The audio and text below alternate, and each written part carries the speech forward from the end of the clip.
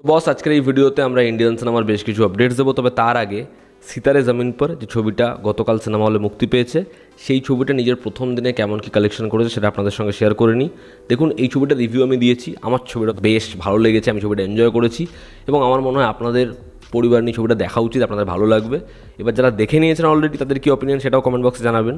ছবিটা নিজের প্রথম দিনে কালেকশন করেছে অ্যারাউন্ড 11,50,00,000 টাকা থেকে 12 কোটি টাকার কাছাকাছি, এমনটাই আর্লি এস্টিমেশন এসেছে। এবার এই যে ডে ওয়ান নাম্বারটা, এটা কাইন্ড অফ লাল সিং চাড্ডার মতো, ঠিক আছে, কিন্তু লাল সিং চাড্ডা ছবিটা নিজের ডে 2 ডে 3 তার গ্রো করতে পারেনি, উল্টে কালেকশন পড়েছে। এবার সিতারে জামিন পর এই ছবিটার যা অ্যাডভান্স বুকিং ছিল, যেরকম যা নেগেটিভিটি হয়েছিল, ছবিটার সকালে মর্নিং শোয়ের যা অকুপেন্সি ছিল, সেগুলো দেখে মনে হচ্ছিল ছবিটা ডাবল ডিজিটের নাম্বার টাচ করতে পারবে না হয়তো, কিন্তু ছবিটা কিন্তু ডাবল ডিজিটের নাম্বার টাচ করেছে। এবং বলে রাখি, সকালের অকুপেন্সি ওভারঅল ইন্ডিয়াতে গড়ে ছিল মোটামুটি 15 থেকে 16%, সেটা কিন্তু রাত হতে হতে বেড়েছে। এবং যেহেতু অডিয়েন্সের যে ওয়ার্ড অফ মাউথ সেটা ভীষণ স্ট্রং, যে কারণে মনে হচ্ছে এই ছবিটা শনিবার দিন রবিবার দিন একটা বড় জাম্প আনবে এবং ছবিটা ফাইনালি একটা ভালো নাম্বার টোটাল কালেকশনে দাঁড় করাতে পারে। এবার দেখার সেটা হয় কি না, আমি পার্সোনালি চাই সেটা হোক, কারণ ছবিটা ভালো ছবি, ছবিটা খারাপ ছবি হলে আলাদা ব্যাপার হতো, ছবিটা ভালো ছবি। এবার যারা আপনারা দেখে নিয়েছেন আপনাদের কি অপিনিয়ন জানাবেন। তো ছবিটার ডে ওয়ানের কালেকশন 11.5 কোটি থেকে 12 কোটির মধ্যে হতে পারে, আমি এখন আর্লি এস্টিমেশনের ভিত্তিতে বললাম। এবার যদি আমরা পরবর্তী আপডেটসে আসি, সালমান খানের যে পরবর্তী ছবি হওয়ার কথা অপূর্বা লাখাইয়ার সাথে, যেটা একটা ওয়ার ফিল্ম, তো সেই ছবিতে ফিমেল লিড হচ্ছে চিত্রাঙ্গদা। চিত্রাঙ্গদা একজন ভালো অ্যাক্ট্রেস, তবে সে সালমানের সাথে প্রথমবার কাজ করবে। এবার এই ছবিটার কাজ শুরু হবে জুলাই মাস থেকে এবং লাদাখে শ্যুট হবে একটা 25 দিনের শিডিউল তারা প্ল্যান করেছে। এবার এই ছবিটার শ্যুটিং যেরকম যা প্ল্যানিং হয়েছে সেটা যদি প্ল্যান ওয়াইজ হয়, তাহলে এবছরের নভেম্বরের মধ্যে পুরো শ্যুট ডান হয়ে যাবে।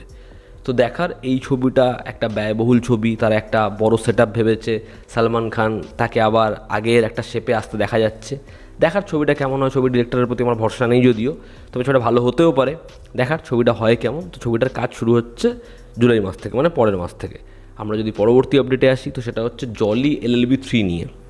এই ছবিতে অক্ষয় কুমার এবং আরশাদ ওয়ারসি দুজন রয়েছে, দুই জলি পার্ট 1 পার্ট 2, এবং তাদের মধ্যে একটা মিনিমাম টাইম অবধি ফেস অফ রয়েছে। মানে বোঝা যাচ্ছে ছবিটায় হয়তো প্রথম 30-40 মিনিট দুজনের মধ্যে ক্ল্যাশ থাকবে, তবে হয়তো এই দুজন একসাথে পরবর্তী সময় লড়বে, কারণ নিশ্চয়ই একজন অ্যান্টাগনিস্ট হবে না। এবার কার এগেনস্টে লড়া সেটাই দেখার। তবে এখানে ফার্মারদের যে প্রোটেস্ট সেটা হচ্ছে গল্পের মূল প্লট, এবং তাদের হকের জন্য তাদের হয়ে লড়বে আরশাদ ওয়ারসি এবং অক্ষয় কুমার। তো দেখার সেটা কতটা ইন্টারেস্টিং হয়, এরকম বড় একটা মুদ্রা, সেটাকে দেখার ছবিটা কীরকমভাবে বলে, সেটার সাথে কীরকমভাবে ডিল করে। এবং ছবির যে পরিচালক সুভাষ কাপুর, খুব ভালো একজন পরিচালক, এবং জলি LLB 1 সেটা তো ভীষণ ভালো, পার্ট 2ও ভালো। দেখার পার্ট 3 হয় কেমন। শয়তান 2 এর জন্য অজয় দেবগন দুটো ডিসিশন নিয়েছে। তার কাছে একটা স্ক্রিপ্ট তারা তৈরি করেছে যেটা হচ্ছে অরিজিনাল শয়তান 2 এর জন্য, এবং আরেকটা হচ্ছে অ্যাডাপ্ট করবে তারা ভার্স 2। তো সে ভার্স 2 সেটা থিয়েটারে এসে কেমন কি সাকসেস পায়, এবং সেই ছবিটা অডিয়েন্সের ওয়ার্ড অফ মাউথ কী, ছবিটা কেমন রিভিউ পাচ্ছে, সেটা ভার্সের মতো হয়েছে কি না সেটা দেখবে, এবং সেটা দেখে সে ডিসাইড করবে যে তারা একটা অরিজিনাল স্ক্রিপ্টে যাবে না তারা ভার্সের যে সিকুয়াল আসছে সেটার উপর ডিপেন্ড করবে কি না।